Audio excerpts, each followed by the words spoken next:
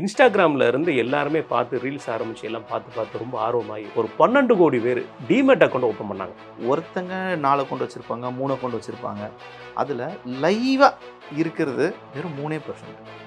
மொத்த பாப்புலேஷனுக்கு 3% தான் லைவாக வந்து அக்கௌண்ட் வச்சுருக்காங்க. அந்த 3%ஓட முதலீடு இவ்வளோ தூரத்துக்கு இருக்குது. இப்போ சூதாட்டன்றது கதை வேறு சார். சூதாட்டன்றப்போ உங்களுக்கு மென்டல் ப்ரெஷர் எப்படி இருக்குன்னா, நம்ம சூது தான் ஆடுறோம் அப்படின்றதுல கிளாரிட்டியாக வந்துடுறாங்க. ஆனால் மார்க்கெட் நம்பிக்கையை கொடுக்குது.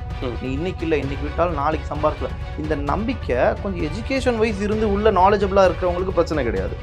பட் இதே நான் எஜுகேட்டடாக இருந்து மார்க்கெட்டை பற்றின நாலேஜ் இல்லாமல் லாஸ் பண்ணுறவங்களோட பிரச்சனை அதிகம். அதை நான் சொன்னல, இப்போ 40,000 சம்பளம் வாங்குறேன்னா 20,000 போச்சு அப்படின்னா மீதி 20,000 எங்கே போய் நிற்பாரு? இங்கே வந்து நீ லோன் தான் வாங்கணும். நீ மறுபடியும் லோன் வாங்கினா அந்த லோனை கட்டுவியா கட்ட மாட்டேன்னு யாருக்கு பிரச்சனை?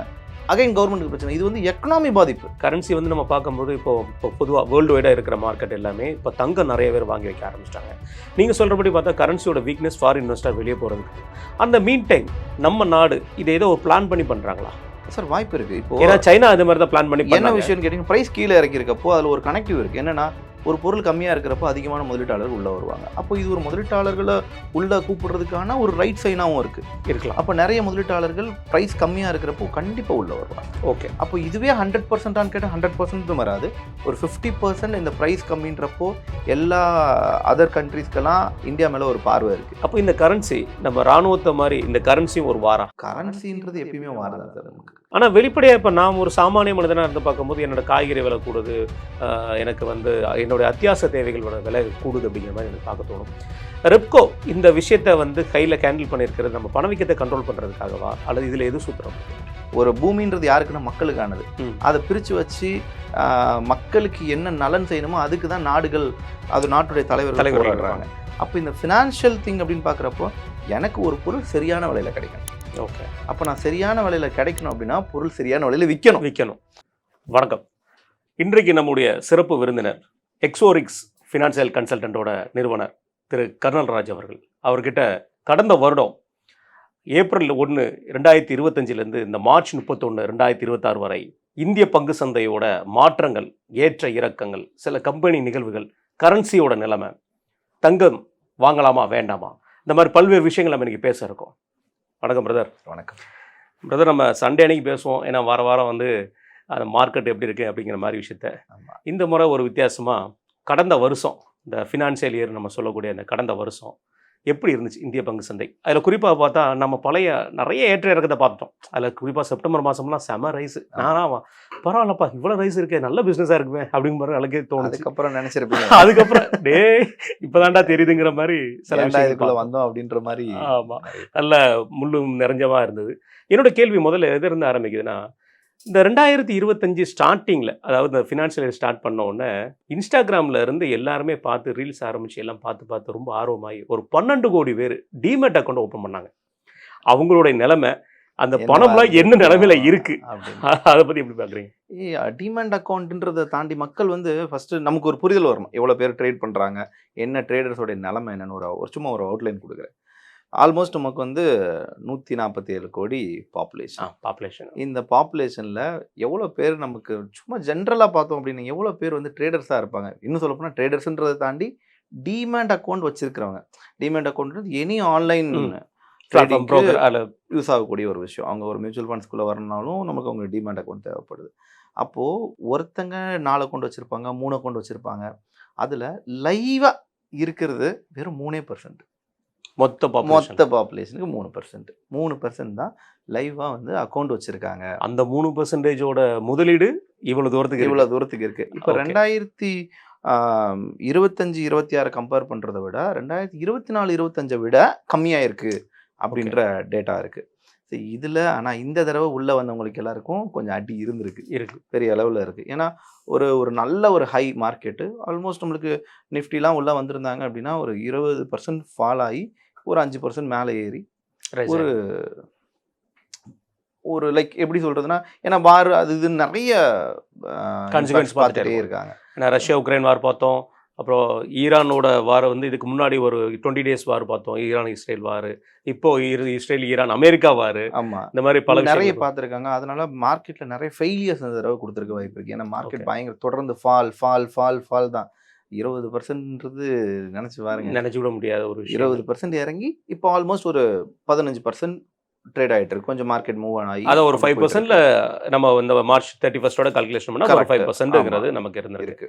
ரைட். இதுல என்னோட கேள்வி என்னன்னா, இன்னொரு புறம் அதாவது மார்க்கெட்டோட சரிவுக்கு காரணம் பிப்ரவரி மாதம் வந்த பட்ஜெட். அன்னைக்கு பட்ஜெட்டில் சொல்ல போகும்போது அந்த பட்ஜெட்டில் வந்த அனௌன்ஸ்மெண்ட் நமக்கு தெரியும். கேபிட்டல் கெயின் ரேஷியோ அந்த விஷயங்களை வந்து குறைச்சிருந்தாங்க. கூட்டியிருந்தாங்க. LTCG ஆமாம், and எல்டிசிசி STCG. அண்ட் எஸ்டிசிஜிங்கிற கான்செப்ட். இதை கூட்டியிருக்காங்கன்னு நம்ம மார்க்கெட்டில் உள்ள எல்லாருமே சொன்ன வார்த்தை, நம்ம பணத்துக்கெல்லாம் கவர்மெண்ட் பார்ட்னர் ஆயிட்டாங்கப்பா அப்படிங்கிற மாதிரி சொல்லி இப்போ பயங்கர ஒரு பரபரப்பு சோசியல் Controversy மீடியா இருந்தது. இது உண்மையிலே இன்வெஸ்டரை தெரிக்க ஓட செஞ்ச விஷயம் தானே? சரி, என்னன்னா ஒரு மக்கள் அதை புரிஞ்சுக்கணும் சார். நீங்க ப்ராஃபிட் பண்ணா அவங்க ஏன் அதை பண்ண போறாங்க? மக்கள் வந்து என்ன பிரச்சனைனா, நமக்கு டாக்ஸ் அதிகப்படுத்துறாங்க, நம்மளோட ப்ராஃபிட் எல்லாம் அவங்க எடுத்துக்கிறாங்கன்றது ஒரு பக்கம் இருந்தாலும் இவங்களை கண்ட்ரோலே பண்ண முடியல சார். எவ்வளோ சுமார் அப்போ எவ்வளோ பணத்தை லாஸ் பண்ணிட்டே இருக்காங்க. ஏன்னா ட்ரேடர்ஸ்னு உள்ள வந்துட்டாலே எஃப்என்டோ அண்ட் ஃபியூச்சர்ஸ் இந்த மாதிரி ட்ரேடர்ஸ்னு உள்ள வந்துட்டா சுமார் 90% இப்போ நான் சொன்னல அந்த 3% ஆஃப் ட்ரேடர்ஸ்னு, அதில் 90% லாஸ் தான் பண்ணுறாங்க. ஓகே. அப்போ லாஸ் பண்ணுறாங்கன்னா என்ன அர்த்தம்? உங்களுடைய பணத்தை நீங்கள் மிச்சப்படுத்தாமல் சேவிங்ஸ்குள்ளே கொண்டு போகாமல் இன்வெஸ்ட்மெண்ட்ஸ்குள்ளே கொண்டு போகாமல் நீங்கள் லாஸ் பண்ணிட்டு இருக்கீங்க. அப்போ நீங்கள் ஒரு 40,000 சம்பளம் வாங்குறீங்க. 40,000 சம்பளத்தில் 20,000 நீங்கள் லாஸ் பண்ணிட்டீங்க அப்படின்னா இந்த மாதம் நீங்கள் குடும்பத்தை எப்படி ரன் பண்ணுவீங்க? ஆனால் இதில் எனக்கு ஒரு கேள்வி இருக்குது. இது மூலமாக வந்து சூசைடுங்கிறது நம்ம பெருசாக பார்க்க முடியல. இப்போ நம்ம பல இதை பார்த்துருப்போம். சூதாட்டம் நம்ம கேமில் கூட பார்த்துருக்கோம். நம்ம ஆன்லைன் கேம்ஸில் கூட சூதாட்டத்தில் நம்ம உயிர் பிரிஞ்சவங்க பார்த்துருக்கோம். ஆனால் ட்ரேட் மார்க்கெட்டில், அதாவது சந்தையில் ஷேர் மார்க்கெட்டில் இவ்வளோ பெரிய லாஸுக்கு எந்த ஒரு உயிர் சேதமும் நம்ம பார்த்ததில்ல. சூசைடு இந்த மாதிரி பார்த்ததில்ல. மேபி வருதா வரலையான்னு தெரியல. ஆனால் ஒரு படி இன்னொரு பக்கம் சொல்லுவாங்க இல்லையா, நம்ம இந்த லாஸை இங்கேயே நம்ம சம்பாத்தியம் பண்ண முடியுங்கிற ஒரு நம்பிக்கை கொடுக்குற ஒரு மார்க்கெட் தான் இல்லையா? ஆமாம், அது ரொம்ப பெரிய நம்பிக்கையான மார்க்கெட் தான். இப்போ சூதாட்டன்றது கதை வேறு சார். சூதாட்டன்றப்போ உங்களுக்கு மென்டல் ப்ரெஷர் எப்படி இருக்குன்னா, நம்ம சூது தான் ஆடுறோம் அப்படின்றதுல கிளாரிட்டியாக வந்துடுறாங்க. ஆனால் மார்க்கெட் நம்பிக்கையை கொடுக்குது. நீ இன்னைக்கு இல்லை இன்னைக்கு விட்டாலும் நாளைக்கு சம்பாரிச்சிடலாம். இந்த நம்பிக்கை கொஞ்சம் எஜுகேஷன் வைஸ் இருந்து உள்ள நாலேஜபிளாக இருக்கிறவங்களுக்கு பிரச்சனை கிடையாது. பட் இதே நான் எஜுகேட்டடாக இருந்து மார்க்கெட்டை பற்றின நாலேஜ் இல்லாமல் லாஸ் பண்ணுறவங்களோட பிரச்சனை அதிகம். அதை நான் சொன்னல, இப்போ 40,000 சம்பளம் வாங்குறேன்னா 20,000 போச்சு அப்படின்னா மீதி 20,000 எங்கே போய் நிற்பாங்க? இங்கே வந்து நீ லோன் தான் வாங்கணும். நீ மறுபடியும் லோன் வாங்கினா அந்த லோனை கட்டுவியா கட்ட மாட்டேன்னு யாருக்கு பிரச்சனை? அகைன் கவர்மெண்ட்டுக்கு பிரச்சனை. இது வந்து எக்கனாமி பாதிப்பு. இது தனிப்பட்ட ஒரு ட்ரேடருக்கு பார்த்தாலும் நீ வந்து இங்கே லாஸ் பண்ணாத, அந்த லாஸ் பண்ணுறது எக்கனாமியை தான் டிஸ்டர்ப் பண்ணுது அப்படின்றது தான் அவங்க பார்க்குறாங்க. ஏன்னா வாராக்கடன் அதிகமாகுதுல்ல. ஸோ இந்த பிரச்சனையில் தான் அதுதான் மெயின் ஃபோக்கஸ்டாக பார்க்குறாங்க. அதனால தான் இந்த இன்க்ரீஸ் பண்ணதெல்லாம் லைக் 15% இருந்தது 20% ஆகும். அது 1.25 0.5% தான் என்னமோ டிஃபரன்சியேஷன் கொண்டு வந்திருந்தாங்க இந்த கேபிட்டல் கெயின் டாக்ஸ்ங்க. எஸ், அதுவே பெரிய அந்த இது பெரிய லெவலில் பாதிக்கும். பெரிய லெவலில் பாதிக்கும் சார் அது. ஓகே. அப்போ கிட்டத்தட்ட 1.25 ஃப்ரீ கொடுத்துருக்காங்க, டாக்ஸ் ஃப்ரீ பண்ணியிருக்காங்க. ஸோ ஒரு 1,25,000 வரைக்கும் டாக்ஸ் ஃப்ரீ பண்ணுங்க. அதுக்கு மேலே போகிறப்ப நீங்கள் லாங் டேர்ம்ன்றது செஸ்ஸு காமன், அது 4% 2 பேருக்கு காமனாக தான் இருக்குது. ஓகே, சரி. இதில் ஃபாரின் இன்வெஸ்டர் நம்ம இந்த பார்த்துருக்கோம். இந்த ஃபாரின் இன்வெஸ்டர்ஸ் வந்து நம்ம நிறைய இன்வெஸ்ட்மெண்ட் இங்கே வந்து இந்தியாவில் போட்டுட்டு இருந்த காலமும் பார்த்துருக்கோம், வெளியே போன காலமும் பார்த்துருக்கோம். ஃபாரின் இன்வெஸ்டர்ஸ் எல்லாம் இந்த வருடம் பார்த்தீங்கன்னா பாதி பேர் மூட்டை முடிச்சு கட்டிட்டு ஓடிட்டாங்க. பயங்கரம். அதில் கடைசியாக சொல்ல போனால் 30ஆம் தேதி கூட ஒரு 12 லட்சம் கோடி ரூபா எடுத்துகிட்டு ஃபாரின் இன்வெஸ்டர் போயிட்டாங்க. ஆனால் இதே சமயத்தில் நம்ம ரீட்டைலர்ஸ், நம்ம டொமஸ்டிக் இன்வெஸ்டர்ஸ் இதுக்குள்ளே வராங்க. இதுக்கு பேர் நம்ம என்ன சொல்லலாமா? விவேகம்னு சொல்லலாமா, இல்லை புத்திசாலித்தனமா? இதான் சார் புத்திசாலித்தனம். ஆக்சுவலாக வந்து நம்ம எல்லாரும் இந்தியன் ருப்பி கீழே போகுதுன்றது ஒரு பக்கம் பார்க்குறோம். இந்தியன் ருப்பி கீழே போகிறதுக்கான மெயின் பிரச்சனை என்னன்னா FII வெளியே போகிறது. ஸோ FII வெளியே போகிறதுனால நமக்கு ஸ்பேசஸ் கம்மியாகுது. ஸோ அதனால் நம்மளுடைய இந்தியன் ருப்பி வந்து ஃபால் ஆகுது. இன்னொரு பக்கம் பார்க்கணும், வெளியே போனது இதுதான் முதல் முறை இருக்கிறதுலையே அதிகம். அது 2026 2025 இந்த 3 மாத காலமும் லாஸ்ட் இயர் நம்ம இந்த ஃபினான்ஷியல் இயர்னு எடுத்துக்கலாமே. அந்த ஃபினான்ஷியல் இயர் இப்போ ஃபினான்ஷியல் இயர்னு சொல்லக்கூடாதான், டாக்ஸ் இயர்னு மாற்றிட்டாங்க. ஃபைன். அப்போ நம்ம வந்து இந்த டாக்ஸ் இயரில் இந்த பாஸ்ட் ஃபினான்ஷியல் இயரில் பார்த்தோம் அப்படின்னா சுமார் 1.6 லட்சம் கோடி ஃபண்டு வெளியே போயிருக்கு. ஓகே. உள்ளே வந்ததுன்னா உள்ள எங்கே வந்துச்சு? அதான் வெளியே போயிடுச்சு. பட் அதுக்கு ஈக்குவலண்ட்டாக இந்த டைம் டிஐஐ பயங்கரமான பிளான். இன்னொன்று என்னென்னா ஆல்மோஸ்ட் பக்கா டிஸ்கவுண்ட்டில் வாங்கியிருக்காங்க. சுமார் 7.5 லட்சம் கோடி டிஐஐ உள்ளே வந்திருக்காங்க. ஓகே. அப்போது 7.5 லட்சம் கோடி. ஆனால் இப்போது FII வெளியே போகிறான்றப்ப என்ன பிரச்சனை வருதுன்னா டாலர் வெளியே போகுது. நம்ம அதனால் பெரிய அளவில் அஃபெக்ட் ஆகும். ஆனால் அப்போ சார் அப்போது டிஐ உள்ளே வராங்களே, அப்போ வந்து நம்மளுக்கு இன்னும் பெரிய இம்பாக்ட்னா டிஐ உள்ளே வரானா அது எல்லாம் என்ன ஃபண்டு? நம்மளோட mutual funds like LIC funds இந்த மாதிரி இருக்குது. அப்போ இது எல்லாமே ஐஎன்ஆர் டிரான்சாக்ஷன்லேயே தான் வருமே தவிர இதனால் நம்மளுடைய கரன்சி ப்ரைஸ் இன்க்ரீஸ் ஆகுமானா பெரிய அளவில் இல்லை. பட் அதில் ஒரு பெரிய விஷயம் என்னென்னா நம்ம மொத்த இந்தியன் ஆக்குபேல பெரிய அளவில் இருக்கும். சும்மா திங்க் பண்ணி பாருங்களேன், எஃப்ஐஓட ரிட்டர்ன்ஸ் ஒரு 10% இருந்தால் எக்கனாமியோட க்ரோத் எப்படி இருக்கும்? நல்லா இருக்கும். அப்போ ஃபியூச்சர் நம்மளுக்கு ஒரு மிகப்பெரிய க்ரோத் இருக்குது. லைக் பெரிய பெரிய டிஜி மார்கன்ஸ் உங்களுக்கு குரூப்ஸ் எல்லாருமே India is not for short term, India is for long டேர்ம்ங்கிற ஒரு இந்தியா தான் அடுத்தது அப்படின்ற மாதிரி ஒரு பெரிய பெர்ஸ்பெக்டிவ் வச்சுருக்காங்க. அண்ட் அதை நோக்கி தான் நம்மளோட கவர்மெண்ட் இப்போ லாஸ்ட் இயரில் பெரிய பெரிய ஈவெண்ட்ஸ்லாம் கொண்டு வந்திருந்தாங்க, ஐடி ஈவெண்ட்ஸ்லாம் கொண்டு வந்திருந்தாங்க. பெரிய அளவில் இந்தியாவை நோக்கி பெரிய பெரிய முதலீட்டாளர்களும் பெரிய பெரிய ஐடி இன்வெஸ்ட்மெண்ட்ஸும் உள்ளே வந்துட்டு இருக்கு. இதெல்லாம் நம்மளோட எக்கனாமிக் க்ரோத்துக்கு பெரிய அளவில் ஃபியூச்சர் சப்போர்ட்டாக இருக்குது. கண்டிப்பாக. தங்கம் விலை குறிப்பாக சொல்ல போனால் இந்த ரஷ்யா உக்ரைன் வார் வரும்போது தங்கம் எங்கேயோ போயிடுச்சு, எகிரிச்சு. அதுக்கப்புறம் என்னடா இப்போ ஸ்டாக்கை வாங்காமல் தங்கம் வாங்கலாம்னு சொல்லி கான்செப்டில் உள்ளே போனோம்னா அது 85,000 1,10,000 வரைக்கும் நமக்கு நல்ல கைகூடி இருந்துச்சு. உச்சத்துக்கு தொட்டு நல்ல உச்சத்துக்கு தொட்டுச்சு. அதுதான் உச்சமே. ஆமாம். அங்கேருந்து திருப்பி பார்த்தா இந்த ஈரான் வாரில் அப்படியே தங்கம் விழ ஆரம்பிச்சிட்டு, என்னடா தங்கம் எப்பவுமே வார் வந்தால் தங்கம் கூட தானே செய்யணும் அப்படிங்கிற மாதிரி எல்லாரும் சொல்லிட்டு இருந்த நேரத்தில் க்ரூட் ஆயிலுக்கு அங்கே கான்செப்ட் அதிகனால க்ரூட் ஆயில் எகிரி தங்கம் இறங்கிடுச்சு. இந்த விஷயத்தில் இப்போ நிலைமை நம்ம தங்கம் வாங்கலாமா, அல்ல வாங்கின தங்கத்தை வித்துட்டு திருப்பி தங்கத்தை இப்போ இருக்கிற நிலைமையில ஸ்டார் மார்க்கெட்ல ஒருத்தர்கிட்ட தான் கேட்கணும். அதுக்கு இதுக்கும் ட்ரம்ப் சொல்ல முடியாது. ஏன்னா நேற்று அவர் கொடுத்ததுல 2.2% அநியாயம் பண்றாரு சார், அநியாயம் பண்றாரு. வேணுன்றாரு வேணான்றாரு. இப்போ நேற்று என்ன சொல்ற, நீ ஹார்மோஸை திறக்காம போ, நான் நிறுத்திக்கிறேன் அப்படின்றாரு. இன்னொரு பக்கம் அவன் சைடில் இன்னைக்கு என்ன சொல்லியிருக்காங்கன்னா, நான் எல்லாரோட யூஎஸ் இதுலேயே அடிக்க போறேன்னு இருக்காங்க. இது வந்து ஒரு புரியாத புதிர் மாதிரியே தான் இருக்குது. வேணுன்றாங்க வேணான்றாங்க. அதுக்கு ஏற்ற மாதிரி மார்க்கெட்டு ரோலர் கோஸ்டரா மாறிடுச்சு. ஏறுது இறங்குதே தவிர 2.25% வந்து மார்க்கெட் க்ரோத் ஆயிருக்கு அமெரிக்கன் மார்க்கெட். இப்போ இன்னைக்கு டவ் வந்து நேற்று மட்டுமே அவ்வளோ கூடி இருக்கு. இன்னைக்குமே நம்ம இந்தியன் மார்க்கெட்ல வந்து ஒரு 2% வந்து ஒரு நல்ல ஹைப், ஒரு பாசிட்டிவ் சைன் கொடுத்துருக்கு. Positive sign after long days வந்து ஒரு பாசிட்டிவ் சைன் கொடுத்துருக்கு. ஆனா பட் இப்போ மார்க்கெட் இப்போ ரெக்கவர் ஆகுன்ற ஒரு ஸ்டேஜ். இப்போ டெக்னிக்கலா பார்த்தோம்னா இது ஒரு ஸ்ட்ராங் ஒரு சப்போர்ட் ரீஜனா இருக்கு. இதை பிரேக் பண்ணிடக்கூடாது அப்படின்னு எல்லா இன்வெஸ்டர்ஸும் வெயிட் பண்ணிட்டு இருக்காங்க. ஒருவேளை மேபி நாளைக்கு அடிக்கிற அடியில இன்னைக்கு அடிச்ச பட் என்ன நடக்கும்னே தெரியல. நமக்கு ஒவ்வொரு நாள் இன்னைக்கு நம்ம ஒரு எதிர்பார்ப்புல இருக்கோம். சரி ஓகே, இந்த மாதிரியான ஒரு பாசிட்டிவ் நியூஸ் இருக்கு, இனிமேட் போகும்னு நினைக்கிறோம். அதை அப்படியே முழுமையா உடச்சி விடுற மாதிரி அடுத்த நாள் ஒரு நியூஸ் வருது. அப்போ மார்க்கெட்டை பொறுத்த வரைக்கும் ஆல்ரெடி நான் சொன்னதுதான், இது வந்து நீங்க உங்க பணத்தை பத்திரமா வச்சிருக்கிற நேரம் இது. ஓகே. ஆனா கோல்டுலயே இந்த டிஃபரன்ஸ், இப்போ கோல்டு நம்ம பார்த்தோம் அன்னைக்கு ட்ரம்ப் அவர்களுடைய அனௌன்ஸ்மெண்ட்டுக்கு அப்புறம் கோல்டோட அந்த அந்த ரேஷியோ கூடினது நமக்கு தெரிஞ்சது. கிட்டத்தட்ட வந்து ஒரு ஸ்லாப் வந்து பார்த்தோம் ஒரு 2400 ஏதோ சம்திங் அந்த ரேஷியோவில் இருந்தது சப்போர்ட். அதுக்கு கீழே வந்துட்டா முடியாதுங்கிற மாதிரி விஷயத்தில் கரெக்டாக அதுக்கு கீழே வந்தோடனே ஒரு பெரிய லெவலில் ஃபாரின் இன்வெஸ்ட்மெண்ட் மணி உள்ளே வந்த மாதிரி. அதுக்கப்புறம் வந்து பார்த்தீங்கன்னா 15% கிட்டத்தட்ட 1 இயரில் பார்க்க வேண்டியதை வெறும் 3 மணி நேரத்தில் 15% ஃபண்ட் ரேஷியோவை லாபத்தில் எடுத்துகிட்டு போயிருக்காங்க. அந்த ஒரு ட்வீட்டுக்கு இவ்வளோ பெரிய வேலை இருக்குமா? கண்டிப்பாக இருக்குது சார். இப்போ என்னன்னா மார்க்கெட்டை பொறுத்த வரைக்கும் தெர் இஸ் அ லிக்விடிட்டின்னு ஒரு விஷயம் இருக்குது. மார்க்கெட் ரன் ஆகிறதுக்கு காரணமே லிக்விடிட்டி தான். லிக்விடிட்டி ஈஸியாக புரிகிற மாதிரி சொல்லணும்னா, விற்கிறதுக்கு ஒரு ஆள் இருந்தால் தான் வாங்குறதுக்கு ஒரு ஆள் இருக்கும். அப்போது நீங்கள் வந்து ஒரு நம்ம நார்மலாக ஈஸியாக மக்களுக்கு புரியுற மாதிரி ஒரு நம்பர் சொல்லுவோம். ஒரு 100 ரூபாய்க்கு ஒரு 1 லட்சம் குவான்டிட்டி இருக்குன்னு வச்சுக்கலாம். 100 ரூபாய்க்கு ஒரு பொருளோட விலை 100 ரூபாய், 1 லட்சம் குவான்டிட்டி இருக்குது. 50 ரூபாய்க்கு அதோடைய விலை 100 ரூபாய்க்கு இருந்த பொருளோட விலை 50 ரூபாயும் இருக்குது. 50 ரூபாயில் ஒரு 50,000 குவான்டிட்டி தான் இருக்குது. அதே ஒரு 25 ரூபாயில் ஒரு 10 லட்சம் குவான்டிட்டி இருக்குது. அப்போது 10 லட்சம் குவான்டிட்டி எனக்கு வேணும். ஆனால் இப்போ எனக்கு என்ன பிரச்சனைனா, நான் முதலீட்டாளராக இருக்கேன். ஆனால் அந்த முதலீட்டாளருக்கு எனக்கு வந்து ஒரு 20 லட்சம் கோடி வாங்கணும். ஆனால் மார்க்கெட்டில் 100 ரூபா ரேட்டில் 1 லட்சமும் 50 ரூபா ரேட்டில் 50,000 தான் இருக்குது. அப்போ நம்மளுக்கு எவ்வளோ தான் இருக்குது? 1.5 லட்சம் தான் இருக்குது. எனக்கு இப்போ 2 லட்சம் வேணும். ஓகே. அப்போ நான் எங்கே போனால் கிடைக்கும்? இன்னும் ப்ரைஸ் கீழே போனால் தான் கிடைக்கும். ஏன்னா மார்க்கெட்டில் பணம் உற்பத்தி ஆகிக்கிட்டேலாம் இருக்காது. உற்பத்தி ஆகி முடிஞ்சிருச்சு. கோல்டு ஆல்ரெடி நமக்கு ஃபண்ட் ஃப்ளோக்குள்ளே வந்துருச்சு. அப்போ எந்த இடத்துல அதிகம் கோல்டு கிடைக்குதோ அங்கே போனால் தான் என்னால் அதை லாபம் பார்க்க முடியும். ஓகே. அப்போது ஆல்ரெடி வாங்கினவங்க ஒரு 5% இருப்பாங்க, அது ஒரு ப்ராஃபிட்டில் இருக்குன்னா அந்த இடம் போய் அந்த லிக்விடிட்டி நான் கிராப் பண்ணணும். இது வந்து ஒரு டெக்னிக்கலாக நடக்கக்கூடிய ஒரு விஷயம். அப்போ அந்த அளவுக்கு ப்ரைஸ் கீழே இறங்கினா தான் ஒரு டிஸ்கவுண்ட் ப்ரைஸ் கிடைக்கும், ஒரு கரெக்டான விலையில் வாங்க முடியும், அதிக முதலீட்டாளர்கள் உள்ளே வர முடியும். இவ்வளோ கால்குலேஷனும் இருக்குது. பட் இந்த கால்குலேஷனுக்காக தான் இவ்வளோ பிரச்சனைகளுமே நடக்குதா அப்படின்னா, நம்ம ரிலேட் பண்ணி பார்க்குறப்போ ஓகே இதெல்லாம் தான் ஒரு கனெக்டிவாக கொண்டு வருது அப்படின்னு நம்மளுக்கு ஒரு புரிதலுக்குள்ளே வர முடியுது. ஓகே, புரியுது.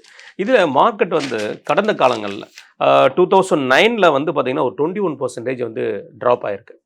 அதுக்கப்புறம் 2012 வந்து ஒரு 9% வந்து ட்ராப் ஆயிருக்கு. 16 அதே மாதிரி 9. அப்புறம் நம்ம கொரோனா பீரியட் எல்லாருக்குமே தெரிஞ்சது 26%. இந்த 26ல் இந்த 25-26ல் இயர் எண்டில் நம்ம பார்த்தது 20% வரைக்கும் போயிருந்தது, 25%. கரெக்ட். அதுக்கப்புறம் ரெக்கவரி ஆகி ஒரு இப்போ 5% வரைக்கும் தான் இப்போ நமக்கு இந்த ட்ராப் இருக்கு. ஆனால் இந்த 2009க்கு அப்புறம் 2010 வந்து 2009 எப்படி 21% ட்ராப் ஆச்சோ, ஆனால் 2010 74% நமக்கு பவுன்ஸ் பேக் கொடுத்துருக்கு. கரெக்ட். ஸோ 12 வந்து கம்மியாக போயிருக்கு, 13 அது கம்மியாக இருக்குது, 16 9% ட்ராப் ஆனது, 17 வந்து 19% ஹைக் ஆயிருக்கு, 20 26% ட்ராப்பு, 21 71% ஹைக், இப்போ 5%. இந்த நிதியாண்டு எப்படி இருக்கும்? இது இந்த வரக்கூடிய நிதியாண்டுன்றதை பார்க்குறதுக்கு முன்னாடி முடிஞ்ச இடத்துல நீங்கள் பார்த்தீங்கன்னா ஆரம்பிச்ச இடத்துக்கு கிட்டத்தட்ட வந்துட்டோம்.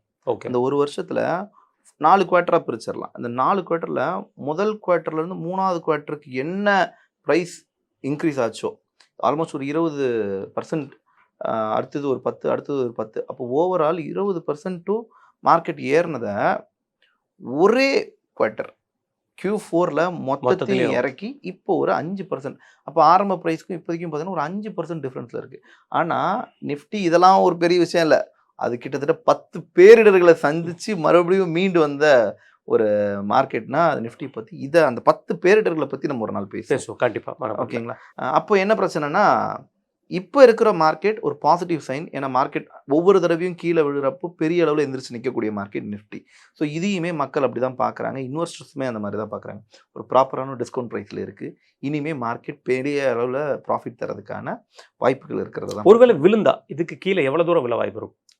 கிட்டத்தட்ட அதோடைய மேஜர் ஏரியாவுக்கு வந்துருச்சு சார். இதுக்கப்புறம் கீழே விழுந்தது அப்படின்னா இங்கேருந்து ஆல்மோஸ்ட் நமக்கு ஒரு 15% வரைக்கும் மார்க்கெட் கீழே போகிறதுக்கான வாய்ப்பு இருக்குது. ஓகே. இங்கிருந்து இறங்குச்சுன்னா.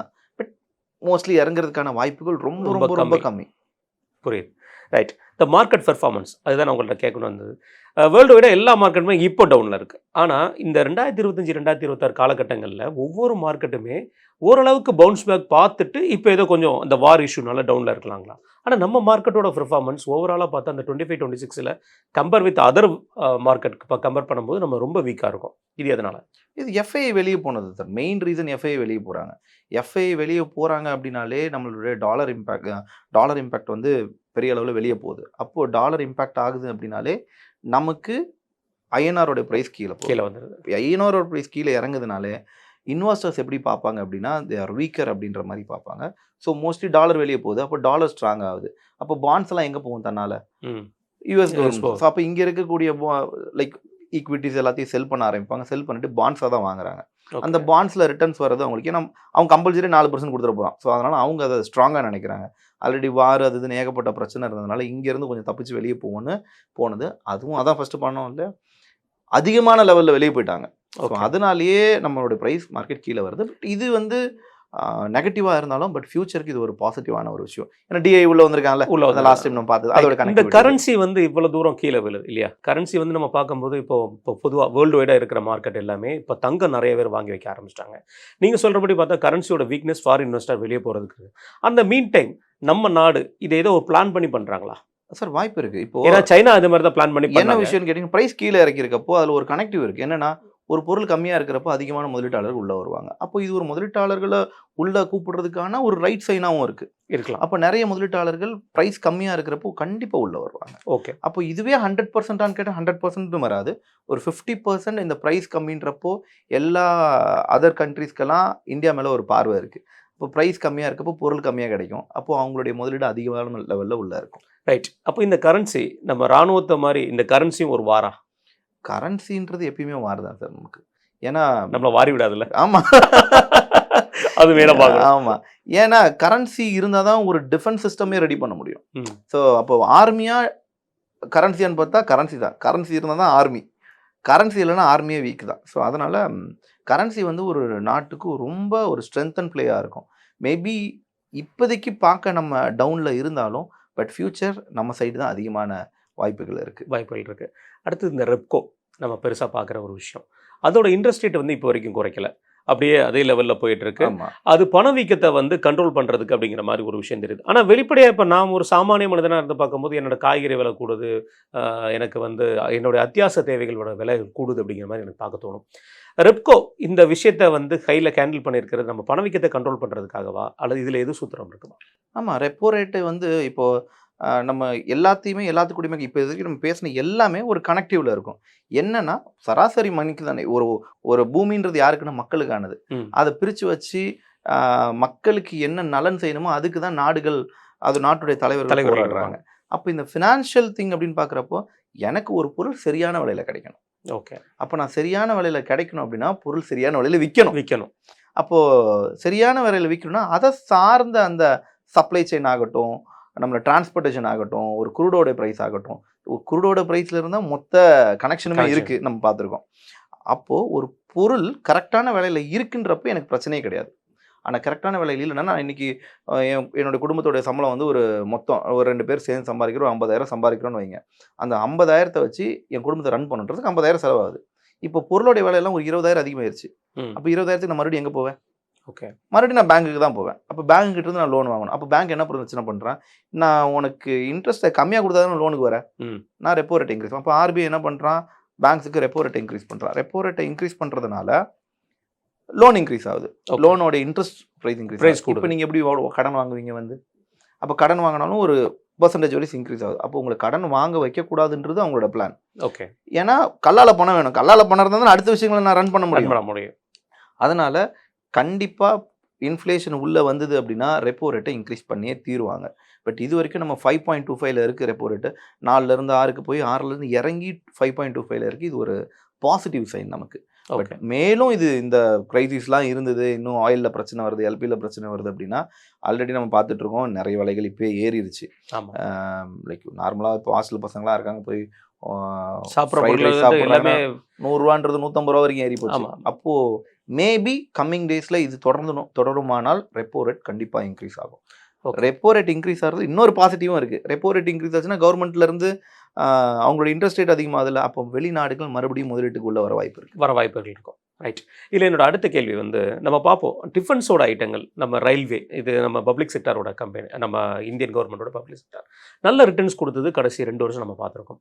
ஆனால் இந்த வருடம் ரொம்ப ஒரு நம்ம பார்த்த வரைக்கும் ரொம்ப என்ன சொல்கிறது, ரொம்ப டவுன் த எர்த் போயிடுச்சு.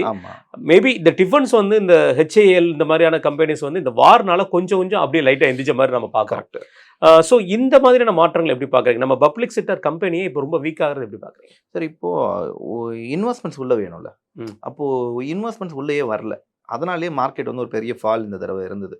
கவர்மெண்ட் செக்டார் சைட்லேருந்து ஒரு பெரிய ஃபால் இருக்கிறதுக்கான காரணம் FII வெளியே போனதும், ப்ளஸ் பாண்ட்ஸ் பெருசாக இப்போது நம்பிக்கை இல்லை உங்கள் நாட்டு மேலே, எல்லோரும் வெளியே போயிட்டீங்க, முதலீடு இல்லை அப்படின்றப்ப தன்னால் மார்க்கெட் வந்து ஃபால் ஆகிறத பார்க்குறோம். ஃபால் ஆகிற அட் த சேம் டைம் பாண்ட்ஸ்னு ஒரு பக்கம் இருக்குது. அப்போ மக்களுக்கு என்ன, இன்வெஸ்டருக்கு என்ன நம்பிக்கை வேணும் அப்படின்னா, ஓகே இந்த நாட்டில் இவங்களுடைய பாண்ட்ஸில் இப்போ இன்வெஸ்ட் பண்ணோம் அப்படின்னா இவங்க நல்ல ரிட்டர்ன்ஸ் தராங்கன்னு பார்க்கணும். ஆனால் ருப்பி ரேட் தான் ஃபால் ஆகிட்டு இருக்கு. அப்போ ருப்பி ரேட் ஃபால் ஆகிறப்ப எனக்கு எப்படி நீ ரிட்டர்ன்ஸ் தருவேன் அப்படின்னா, அந்த பாண்ட்ஸோடைய பெரும்பாலும் பாண்ட்ஸில் இன்வெஸ்ட் பண்ணணும். பட் பாண்ட்ஸில் இன்வெஸ்ட் பண்ணுறதுக்கான லெவல்ஸ் ரொம்ப கம்மியானதுனால இன்னொரு பக்கம் நம்ம அந்த ஃபாலை பார்த்தோம். அதனால் கவர்மெண்ட் சைட்லேருந்து இருக்கக்கூடிய ஸ்டாக்ஸ் எல்லாமே major of the stocks fall தான் இருந்துச்சு, ட்ராவில் தான் இருந்துச்சு. நம்ம எப்போவுமே பார்க்கக்கூடிய விஷயம், தகவல் தொழில்நுட்பத்துறையில் வந்து படிக்கும்போதே நீ எப்படியாவது இன்ஜினியர் ஆயிடுறா, ஐடி கம்பெனியில் சேர்ந்துடுறாங்கிற மாதிரி சொல்கிறது தான் நம்ம தமிழ்நாட்டோட மேக்ஸிமம் வழக்கம். அது அர்பனில் வந்து ரொம்ப பார்ப்போம். நம்ம இந்த வருடம் இந்த கடந்த ஃபினான்ஷியல் இயரில் ஐடி கம்பெனியோட பெர்ஃபார்மன்ஸ்லாம் பார்த்தா ரொம்ப கவலைக்கிடமாக இருந்த மாதிரி தெரிஞ்சிச்சு. சில டைங்களில் வந்து நல்லா இருந்தது, செப்டம்பர்லாம் வரும்போது ரொம்ப பரவாயில்ல, பீக்கில் இந்த மாதிரி இருந்தாங்க. ஆனால் இப்போது இந்த AI வந்ததுக்கப்புறம், ஆந்த்ரோபிக் இதெல்லாம் வந்ததுக்கப்புறம் கண்ணீர் விட குறையாக தான் இருக்கிற மாதிரி தெரியுது. பல கம்பெனிஸ் அவங்களோட டவுன் த எர்த்துக்கு வந்து போயிட்டாங்க. நம்ம குறிப்பாக சொல்ல போனால் TCSலாம் இப்போ எந்த நிலைமையில் இருக்காங்கங்கிறது பேச முடியாத அளவுக்கு இருக்குது. இது எப்படி பார்க்குறீங்க? ஆனால் இந்த கம்பெனிஸ்லாம் சொல்கிறது இது மூலமாக நாங்கள் சம்பாத்தியம் பண்ண முடியும், AI மூலமாகவும் நாங்கள் சம்பாத்தியம் பண்ண முடியும். இது நியாயமாக நடக்கிறதானா இல்லை இது மிமிக்ஸா? ஆமாம், இது வந்து நியாயமாக நடக்கிறது சார். இப்போது இந்த வேலை இழப்புன்றது ஒரு பிரச்சனை இருக்குதுன்னு வைங்க, நான் அது இல்லைன்னே நம்ம சொல்ல முடியாது, அது மறுக்கவும் முடியாத உண்மை.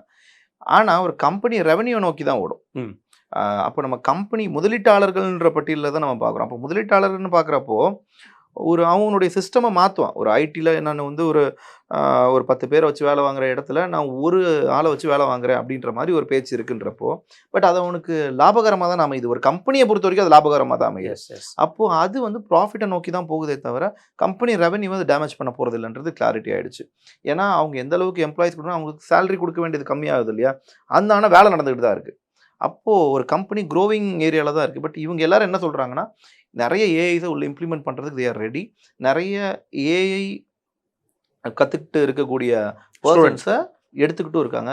அது இல்லாமல் கவர்மெண்ட்டுமே இதுக்கு பெரிய அளவில் சப்போர்ட்டிவாக இருக்குது ஏஐ கற்றுக்கிறதுக்கு. இந்த லாஸ்ட் வேர்ல்டு முழுக்க இருக்கிற கவர்மெண்ட்ஸ்லேயே இந்தியன் கவர்மெண்ட் வந்து இந்த 3rd பொசிஷனில் இருக்கிறது குறிப்பிடத்தக்கது. ஏன்னா வந்து ஏஐ கற்றுக் கொடுக்குற விதத்துலையும் ஏஐக்காக ஸ்பெண்ட் பண்ணுறது. இந்த இப்போ சமீபத்தில் டெல்லியில் நடந்த கடந்த மாதம் டெல்லியில் நடந்த இந்த மாநாட்டில் கூட ஃபின்லாண்டோட பிரசிடென்ட் இது சொல்லியிருப்பார். ஆமாம், இன்னைக்கு வந்து இந்தியாவில் வந்து நாங்கள்லாம் ஏஐ கற்றுக்கிட்டு இருக்கோம். ஏன்னா பிகாஸ் நான் உதாரணம் ஏன் சொல்லுன்னா, ஈவன் 5வது 6வது பிள்ளைங்க ChatGPT யூஸ் பண்ண ஆரம்பிச்சிட்டாங்க. தெரியல, ஃபின்லாண்ட்னாலே education. So the Finland president வந்து சொல்றது நமக்கு எவ்வளோ பெரிய கௌரவங்கிற ஒரு விஷயம் தான். ரைட், நம்ம போகிற ஃபியூச்சருக்கு உண்டான விஷயத்தில் நம்ம ஏஐ ஸ்ட்ராங்காக இருக்கும். ஆனால் இதில் என்ன ஒரு சந்தேகம்னா, ஐடி ஃபீல்டை பொறுத்த வரைக்கும் நமக்கு தெரியுது, ஒரு வேளை வேலைகள் வந்து ட்ராப் ஆச்சுன்னா ஏகப்பட்ட நம்ம ப்ராப்ளம், அன்எம்ப்ளாய்மெண்ட் விஷயம் நிறைய வரும். ஆனால் இந்த கம்பெனியோட ஷேர்ஸ் எல்லாம் க்ரோத் ஆகிட்டு இருக்கு அப்படிங்கிற அவங்க சொல்கிற கம்பெனி சொல்கிறத நம்ம பிலீவ் பண்ணுறதா இருந்தால், வெளியே வரவங்களாம் அந்தந்த கம்பெனி ஷேர்ஸை வாங்கணுமா, இல்லை வேற கம்பெனிக்கு ரெசியூம் பண்ணணுமா?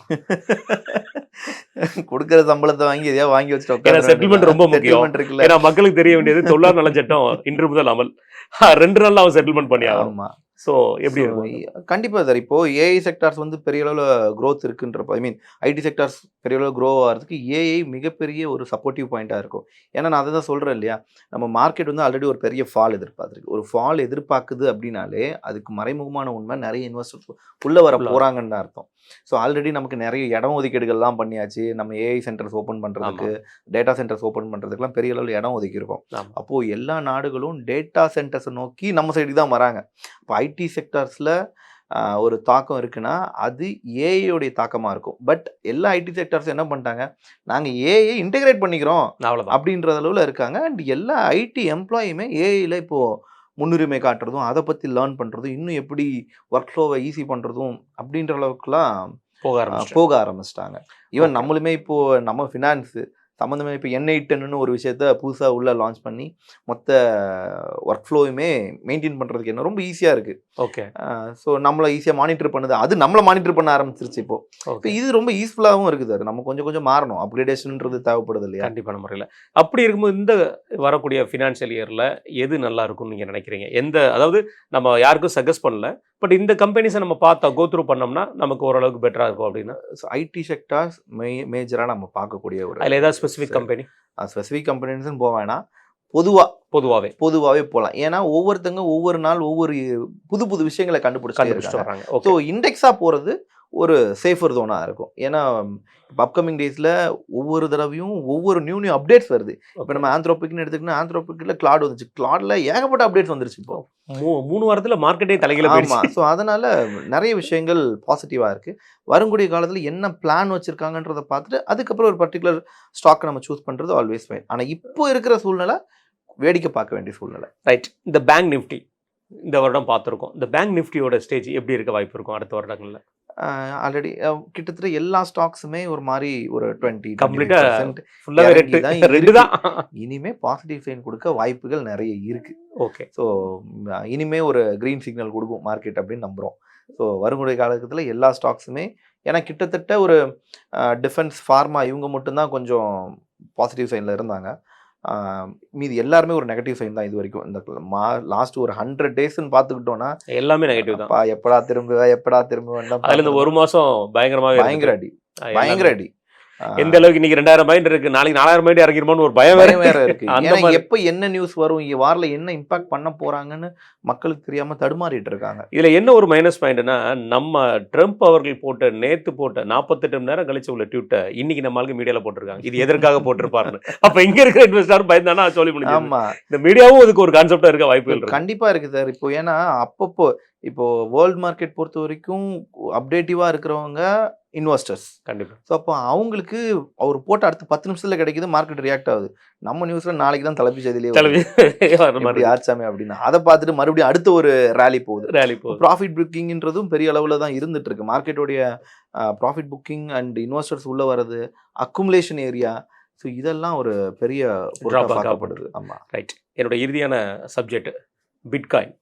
இது வந்து யங்ஸ்டர்ஸை ரொம்ப இன்வால்வ்மெண்ட் பண்ணி கொண்டு போகிற ஒரு விஷயம். நம்ம பார்த்துருக்கோம், நிறைய யங்ஸ்டர்ஸ், இங்கே இருக்கிற யங்ஸ்டர்ஸ் இந்த பிட்காயினில் வந்து இன்வெஸ்ட்மெண்ட் பண்ணிட்டு இருந்தாங்க. இந்த வருடம் ஸ்டார்டிங்கில் பிட்காயினுக்கு நல்ல ரேட் இருந்துகிட்டே இருந்துச்சு. ஆனால் இந்த வாருக்கு அப்புறம் பிட்காயினோட ரேட் ரொம்ப ட்ராப் ஆகிருக்கு. எப்படி பார்க்குறீங்க? பிட்காயின் டேரெக்டாக தூக்கிட்டு வராமல் நம்ம அப்படியே கிரிப்டோ அப்படின்னு போனாலே ஒரு பக்கம் ஒரு நல்ல ஃபால் இருந்தது.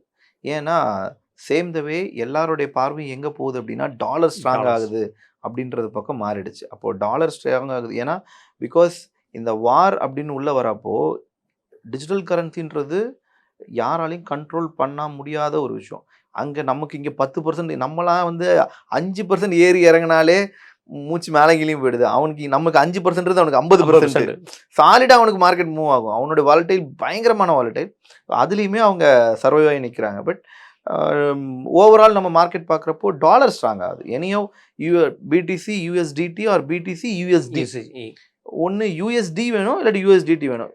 அப்போ யூஎஸ்டின்றது அதுவுமே ஒரு டிஜிட்டல் கரன்சி, ஸ்டேபிள் கரன்சி. யூஎஸ்டின்றது ஆல்ரெடி நமக்கு தெரிஞ்சு தான் டாலர். அப்போ டாலர் இம்பேக்ட் இங்கே ஸ்ட்ராங் ஆகுதுல்ல, அப்போ இங்கே ஸ்ட்ராங் ஆகிறதுனால கண்டிப்பாக பிடிசி இறங்கி தான் ஆகணும். பட் எனியோ இதுக்கு முன்னாடி இந்த சுச்சுவேஷன்லாம் வந்திருக்கு பிடிசிக்கு, பிட்காயினுக்கு பர்டிகுலராக அது மறுபடியும் பூம் ஆகிறதுக்கு வாய்ப்புகள் இருக்குது. ரைட். இந்த 2026 ஸ்டார்ட் ஆக போகுது. இந்த நாள் முதல் நல்ல லாபமாக இருக்கணும்னு சொல்லி நம்மளும் எல்லாருக்கும் ப்ரே பண்ணுவோம். அதே சமயத்தில் ஃபண்டமெண்டல் அனலைசிஸ் பண்ணலாமா, டெக்னிக்கல் அனலைசிஸ் பண்ணலாமா, மீடியா அனலைசிஸ் பண்ணலாமா, இல்லை எதுவுமே வேண்டாம் ட்ரம்போட ட்வீட்டை பார்க்கலாமா? ட்ரம்போட அனலைசிஸ் இப்போதைக்கு இருக்கிறது, ட்ரம்ப் அனலைசிஸ் பண்ணலாம். ஓகே, அப்போ எல்லாருமே எக்ஸா கொண்டு ஓப்பன் பண்ணிட வேண்டியதான் சார். மெயினாக என்னென்னா இது ஃபன்னாக இருந்தாலும் பட் அவருடைய இந்த விஷயம் வந்து ஒரு நடுநிலை இல்லாமலே இருக்கு. ஆமாம், அது வந்து ஒரு தனிப்பட்ட நபருடைய ஆதாயத்தை தேடி போகுதோ அப்படின்னு மக்கள் மனத்தில் ஒரு எண்ணம் இருக்குது. நீ சம்பாதிக்கிறதுக்கு தான் இவ்வளவும் பண்ணுறியா அப்போ அப்படின்னு ஒரு பார்வை பார்க்கப்படுது. பட் இது வந்து மாறணும் சார். மாறினாதான் மார்க்கெட் ஒரு ஸ்டேபிலிட்டியை கொண்டு வர முடியும். ஏன்னா சும்மா ட்விட்டு போட்டால் ரியாக்ட் ஆகுதுன்ற ட்விட்டு போட்டுகிட்டே இருக்க முடியுமா? ஆனால் மக்கள் அதுக்கேற்ற மாதிரி அவங்களோட முதலீட்டுகளையும் இழந்துகிட்டே இருக்காங்க. ட்விட்டுக்கு கமெண்ட்ஸ் போடுறதுக்கு முன்னாடி பணம் வாங்க, ஷேர் மார்க்கெட்டில் பணம் போடுறது பெஸ்ட்னு நினைக்கிறீங்க? ட்விட்டில் கமெண்ட்ஸ்லாம் போட வேண்டாம், அது லைக்கா டிஸ்லைக்கான்னு பார்த்து நம்ம பார்த்தா போதும். அந்த மாதிரி ஏன்னா இப்போ ரீசெண்டாக அதுக்கு முன்னாடி இப்போ நம்ம ஒரு போன வாரத்தில் கூட பேசியிருந்தோம். அவர் பேசுறதுக்கு ஒரு 15 நிமிஷத்துக்கு முன்னாடி குறிப்பிட சொல்ல போனால் அமெரிக்கனோட மீடியா வந்து நேற்று இதை வெளிப்படையாகவே எடுத்து போட்டிருக்காங்க. ஒரு பெரிய ப்ரோக்ராம் மாதிரி பண்ணியிருக்காங்க, 15 to 18 minutes. அதை எல்லாருமே முடிஞ்சா போய் பார்க்கலாம். அவ்வளோ பெரிய ரேஷியோ, அவங்க எந்த டயத்தில் எப்படி நடந்துச்சு, எவ்வளோ இன்வெஸ்ட் பண்ணியிருக்காங்க, என்ன ஹைக் ரேட்டுங்கிற போட்டிருக்காங்க. நம்மளாம் சொல்லல, அவங்களே சொல்றாங்க. அதை வந்து மேபி அடுத்தது வைப்பாங்கன்னு நினைக்கிறேன். இவரோட பீரியட் முடிஞ்சதுக்கு அப்புறம் அதுக்கு ரிவ்யூ கண்டிப்பான மாதிரி இருக்கும். ரைட், ரொம்ப நன்றி. இன்னும் வருங்காலங்களில் நிறைய விஷயங்களை பேச இருக்கிறோம். அது மாதிரி இந்த வாரம் முடிந்தோடனே இந்த வாரத்தோட இறுதியில் என்ன நம்ம முயற்சி பண்ணலாம், அடுத்த வாரம் எப்படி இருக்குங்கிறத பார்ப்போம். ஏன்னா இந்த வாரத்தில் இன்னும் ஒரு நாள் மட்டும் தான் மார்க்கெட் இருக்கு. வெள்ளிக்கிழமை குட் ஃப்ரைடே வேற, 3 நாள் வேற லீவ் வேற இருக்கு. என்ன நடக்குது தெரியல. ஸோ வெயிட் அண்ட் சீ, நம்ம பார்க்கலாம். உங்கள் நேரத்தையும் கருத்தையும் மிக்க நன்றி.